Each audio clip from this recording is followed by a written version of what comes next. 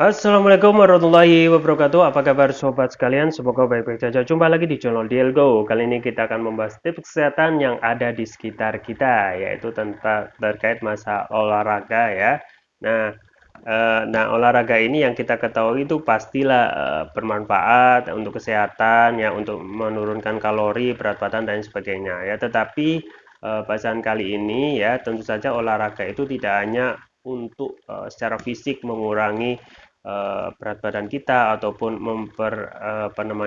mempersehat kesehatan jantung dan lain sebagainya. Tetapi ada fungsi lain ketika olahraga itu dijalankan, yaitu fungsi otak ya, fungsi otak. Jadi kalaupun kita sudah ketahui banyak sekali manfaat ketika kita olahraga rutin, ternyata ketika kita tahu bahwasanya itu juga berfungsi untuk kesehatan otak ya, bagi fungsi otak. Nah, ketika ditinggalkan otomatis akan mengurangi beberapa fungsi otak ya. Jadi sobat sekalian, jangan sampai meninggalkan olahraga ya, karena tidak hanya itu berefek pada tubuh kita yang akan semakin berat ya, tubuh kita yang akan kurang sehat kalau kita tidak bergerak melalui olahraga. Ternyata itu juga mempengaruhi fungsi otak. Nah, itu yang kita bahas kali ini ya. Nah, yang menjadi pertanyaan, kapan terakhir kali Anda berolahraga ya? Sangat penting untuk memastikan tubuh banyak bergerak, karena olahraga itu bukan melulu demi menurunkan berat badan ya, atau meningkatkan sistem imun. Lebih baik agar tubuh lebih bugar ya. Namun dibalik itu ya, seperti yang kita sampaikan bahwasanya itu juga memiliki peran penting terhadap kesehatan otak gitu ya. Ada fakta bahwa 10 hari tanpa olahraga bisa mengakibatkan otak kehilangan fungsi kognitifnya ya.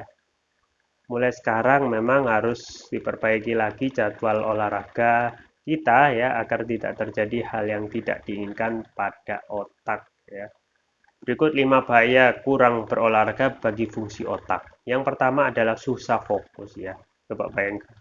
Jadi ketika kita misalnya 10 hari tidak berolahraga, itu akan kehilangan fungsi kognitif ya. Yang pertama yang berpengaruh adalah pertama susah fokus ya. Jadi jika seseorang itu sudah sarapan, tidur cukup, tetapi otak agak susah diajak konsentrasi, bisa jadi Anda kurang olahraga. Dan ini benar ya, karena memang kalaupun kita tidak olahraga, fungsi kognitif kita itu turun gitu ya. Sebagaimana dilansir, kalau kita melihat Men's Health ya, tinjauan yang diterbitkan di British Medical Journal menyimpulkan olahraga sekitar 10-40 menit itu mampu meningkatkan konsentrasi secara langsung. Nah, ini penelitian yang dilakukan terkait masalah olahraga yang dilakukan rutin ya. Berarti artinya ketika kita tidak rutin ya, dan kita malas, memang tidak kelihatan ya fungsi otak berkurang itu pada saat kita tidak melakukan. Tapi itu kalau kita lakukan terus-menerus itu berbahaya untuk kognitif kita, kemudian juga konsentrasi kita ya. Kemungkinan itu akan memperlemah ataupun menurunkan kesehatan otak kita. Jadi kita akan kurang dalam berfokus. Yang kedua adalah ya, bahaya kurang olahraga bagi fungsi otak. Yang kedua yaitu dominasi pemikiran negatif ya. Nah, ini selalu ada hikmah setiap dalam setiap situasi gitu ya. Namun belakangan kita terus-menerus melihat skenario terburuk sehingga jatuh pada pemikiran negatif. Nah, bisa jadi ini karena kita tidak rutin olahraga ya. Olahraga itu membantu menghilangkan kelebihan emosi negatif, kemudian menyediakan jalan keluar ya. Nah, kalau kita misalnya memilih olahraga apapun, misalnya kardio ya, yang berat, misalnya bersepeda, lari,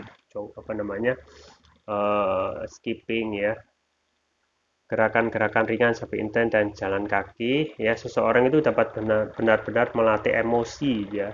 Kalau kita sedang olahraga, sebenarnya melatih emosi, nafas kita lebih dalam, dan dengan aktif menyalurkan kembali emosi melalui gerakan tubuh. Ini bisa memicu endorfin yang bisa menenangkan dan membuat rileks. Nah, Nah, berarti kalau kebalikannya, kalau kita tidak melakukan olahraga, ya, emosi-emosi kita itu tidak akan tersalurkan dan tentu saja akan menimbulkan efek negatif, yaitu yang tadi ya, dominasi pemikiran negatif. Yang ketiga, bahaya kurang olahraga bagi fungsi otak adalah susah memecahkan masalah ya. Jadi setelah fokus kita hilang, kita otomatis juga merembet kepada yang lain, yaitu yang ketiga, susah memecahkan masalah ya. Kurang olahraga bisa membuat Anda sulit memikirkan solusi untuk berbagai masalah. Anda bakal lebih sering merasakan mentok dan frustasi karena susah mencari jalan keluar ya.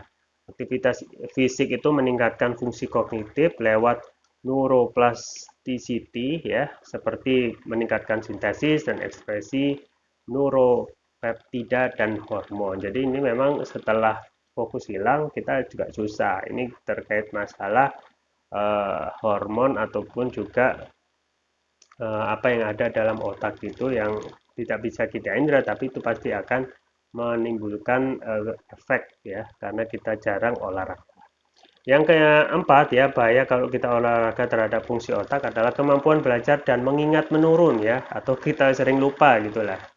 Intinya seperti itu, kita sering lupa, kita sering kurang konsentrasi dan lain sebagainya. Ada penelitian dari Universitas Maryland ya, memindai atau men-scan otak atlet yang sudah berumur dan menemukan aliran darah ke otak terutama hipokampus turun secara signifikan setelah 10 hari hiatus latihan. Hipokampus itu merupakan bagian otak yang terlibat dari pembelajaran dan memori ya. Dan juga menyebutkan kemungkinan penurunan aliran darah membuat orang lebih sulit belajar dan mengembangkan memori baru. Nah, itu karena sudah jarang sekali berolahraga. Yang terakhir ya, bahaya risiko berolahraga bagi fungsi otak ya. Kalau kita sudah lama tidak olahraga bagi fungsi otak. Yang kelima adalah risiko depresi ya.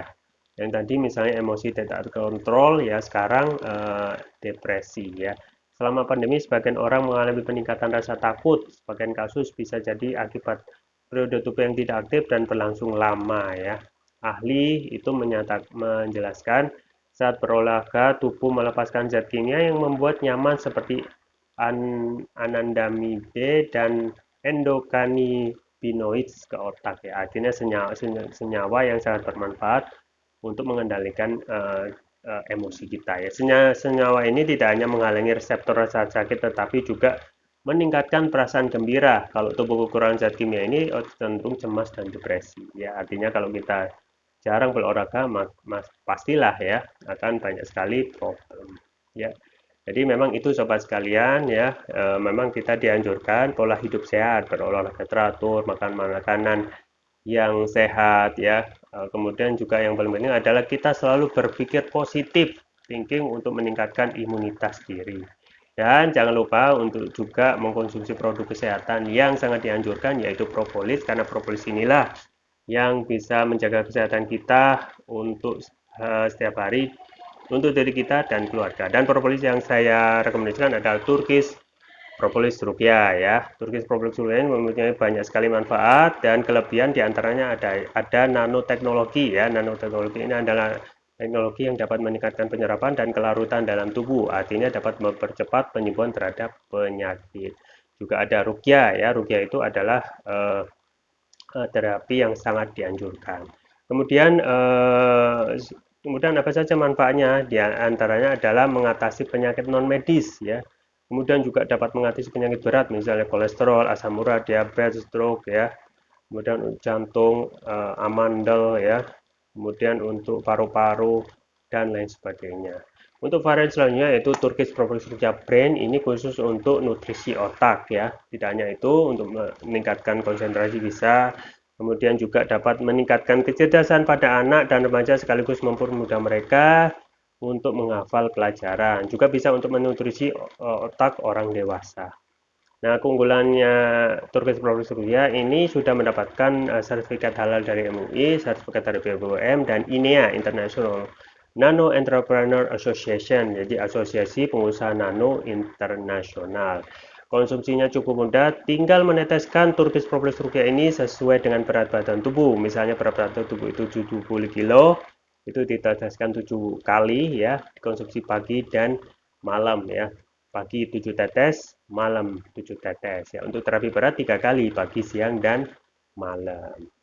Jangan lupa untuk menjaga kesehatan dan imunitas diri Anda dan juga keluarga dan dengan mengkonsumsi protein Turkish Propolis Rupiah. Kita juga membuka peluang untuk berbisnis Turkish Propolis Rupiah ini dengan minimal pembelian 3 dengan hanya membayar 630 dengan hemat 120 Anda dapat mendapatkan bimbingan bisnis lengkap.